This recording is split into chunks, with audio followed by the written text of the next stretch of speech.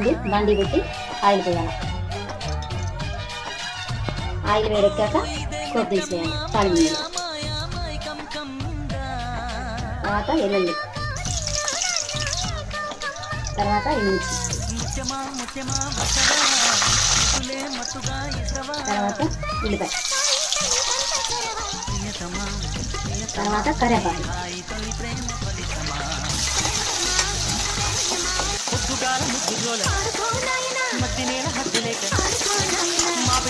కొంచెం golden colour వచ్చేలాగా వేసుకోవాలి.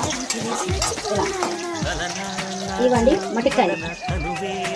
ఇది మా అమ్మ వాళ్ళగా పిలుస్తారు. మటికాయలు అండి ఇలా కూడా వేసుకోవచ్చు, బాగుంటుంది.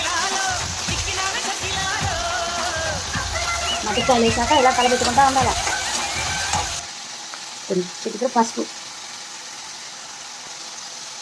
కొంచెం ఉప్పు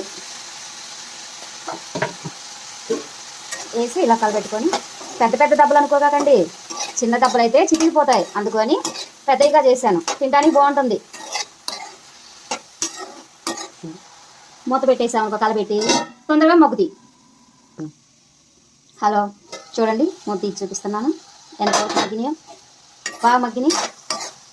సింగ్లో పెట్టుకొని చేసుకోవచ్చు ఈ కర్రీ, బాగుంటుంది. చాలా పెట్టకుండా చేసే కర్రీ ఇది. ఇదిగోండి కారం.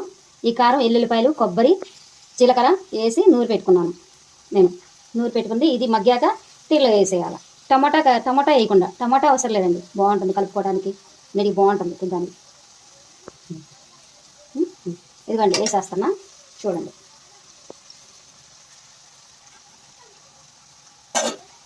కలుపుకోవాలి. దానిలోనే ఉప్పు కూడా వేసేసాను.